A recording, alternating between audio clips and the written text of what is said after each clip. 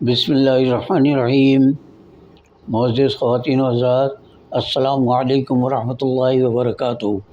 آج گوشہ کمال کی نشست نمبر 407 میں یہ گوشہ نشین معین کمالی ایک بار پھر آپ کی خدمت میں حاضر ہے۔ ہمارا آج کا موضوع ہے خواب غفلت۔ بلخ کا ایوان شاہی ہے۔ خادمان و غلامان سلطنت زبردست تیاریوں میں مصروف ہیں۔ ان کے جہاں پناہ شکار کے لیے روانہ ہونے والے ہیں۔ تمام انتظامات اسی سلسلے میں ہو رہے ہیں۔ ضرورت کا ہر سامان ساتھ لے جانے کا اہتمام بھی ہو رہا ہے۔ نہ جانے کب ابروئے شہنشاہ کس چیز کو طلب کر لے اور اسے موجود نہ پا کر کس کی شامت اعمال آ جائے اور وہ راندہ درگاہ ہو جائے۔ تیاریاں مکمل ہو گئیں تو شہنشاہ ابراہیم مصاحبوں اور خادموں کی کثیر فوج کے ساتھ بڑے تم طراق سے شکار کے لیے جنگل کی طرف روانہ ہوئے۔ شاہی محل کی کنیز خاص حسب معمول شہنشاہ ابراہیم کی شکار کے لیے روانگی کو بڑی حیرت و حسرت کے ساتھ دیکھ رہی تھی۔ اس کی زندگی کا ایک بڑا حصہ اسی محل کی غلام گردشوں میں گزرا تھا۔ وہ سوچ رہی تھی کہ آج کن جانوروں کی قضا انہیں شہنشاہ کے سامنے سے گزارے گی۔ میں تو دن میں کئی بار بادشاہ سے جان کی امان طلب کرتی ہوں، ورنہ کسی وقت بھی بے موت ماری جا سکتی ہوں۔ بادشاہ کا لشکر بے پناہ قصر شاہی سے بادشاہ کا لشکر بے پناہ قصر شاہی سے کافی دور جنگل کی سمت نکل گیا تو کنیز نے اطمینان کا سانس لیا اور سوچنے لگی، چلو کچھ عرصہ تو خوف سے آزاد رہوں گی۔ اور ہاں، اس وقت تو ملکہ معظمہ بھی محل میں موجود نہیں ہے۔ واللہ آج کا دن تو گویا مکمل عیش و آرام سے گزرے گا۔ شاہی سامان کی نگرانی کرتی اور ہر چیز کو مقررہ جگہ پر رکھتی ہوئی کنیز خاص جب بادشاہ کی خوابگاہ میں پہنچی تو اس کے مسحور کن ماحول سے بے خود ہو گئی۔ وسیع و عریض کمرے کے دروازوں اور کھڑکیوں پر ریشم و کمخاب کے لہراتے ہوئے رنگین پردے، عالی شان سامان آرائش، نرم و نفیس بستر اور عطر دانوں سے اٹھتی ہوئی بھینی بھینی خوشبو، یہ فضا اور یہ ماحول کنیز کے لیے اگرچہ غیر مانوس اور اجنبی نہ تھا، لیکن آج تو اس پرکیف ماحول نے اسے کچھ زیادہ ہی مست و بے خود بنا دیا تھا۔ وہ یکبارگی اپنی حیثیت کو بھول کر بے اختیار شاہی بستر پر لیٹ گئی۔ ابھی اس نے عالم سرور میں ایک دو کروٹیں ہی لی تھیں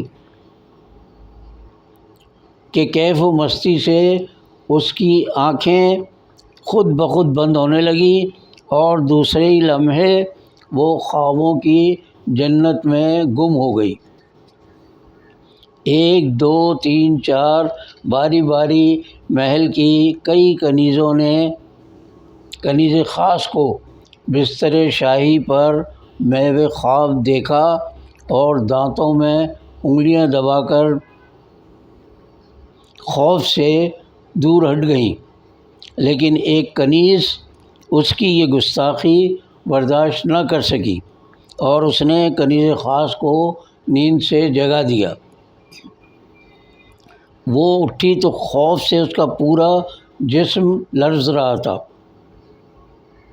شہنشاہ ابراہیم شکار سے واپس آیا تو شاہی مخبروں نے سب سے پہلے اسے کنیز خاص کی گستاخی سے مطلع کیا اور وہ خون کے گھونٹ پی کر رہ گیا۔ جس بستر کو ایک ادنا درجے کی خادمہ نے لیٹ کر آلودہ کر دیا تھا، اس پر ایک عظیم حکمران کو بھلا کیوں کر نیند آ سکتی تھی؟ بادشاہ نے تمام رات کروٹیں بدل کر گزاری۔ دوسرے دن حسب معمول شاہی دربار لگا۔ کنیز پر فرد جرم عائد کی گئی، شہادتیں پیش ہو گئی۔ جرم کے ثابت ہونے پر کوئی امر مانع نہ تھا۔ کنیز نے بھی اقبال جرم کر لیا تو حکم شاہی صادر ہوا۔ اس گستاخی کی سزا تو بہت زیادہ ہونی چاہیے، لیکن کنیز کی سابقہ خدمات کے پیش نظر ہم اسے صرف 50 کوڑوں کی سزا سناتے ہیں۔ 50 کوڑوں کی سزا ایک عام مرد بھی برداشت نہیں کر سکتا تھا، جبکہ وہ تو صنف نازک تھی۔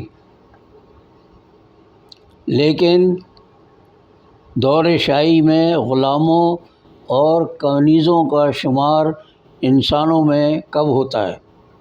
چنانچہ حسب حکم کنیز کو 50 کوڑے مارے گئے۔ اس کا چیخنا اور بلبلانا مصائبوں اور اعلیٰ درباریوں کے لیے باعث تفریح تھا، تو غلاموں اور کنیزوں کے لیے تعزیانہ عبرت۔ تکمیل سزا کے بعد کنیز کو بمشکل ہوش میں لایا گیا۔ شہنشاہ ابراہیم نے عالم غیظ و غضب میں پوچھا، اے ناقص العقل، کیا تو اپنے کیے پر پشیمان ہے؟ کنیز نے بڑی دھیمی آواز میں جواب دیا، جہاں پناہ، یقیناً میں اپنی اس حرکت نازیبہ پر نہایت شرمندہ ہوں، لیکن کیا؟ غصے کے باعث شہنشاہ کا چہرہ سرخ ہو گیا تھا۔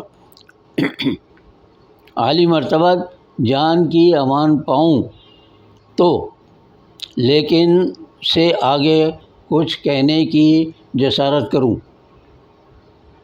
کنیز نے قدرے بے خوفی سے کہا،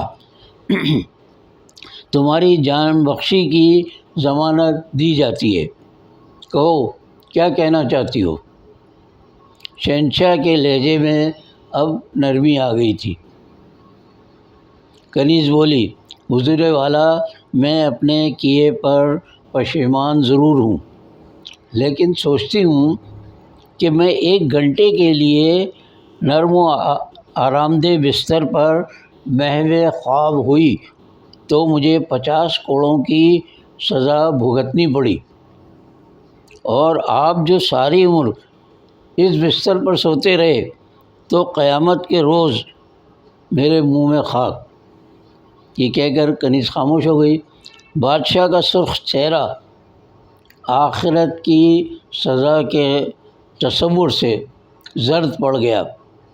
تمام درباریوں نے سر جھکا لیے اور دربار برخاست کر دیا گیا۔ تاریخ کی گواہی ہے کہ یہی ابراہیم بن ادھم بعد میں مرتبہ ولایت پر فائز ہوئے اور اللہ کے محبوب بندوں میں ان کا شمار ہوا۔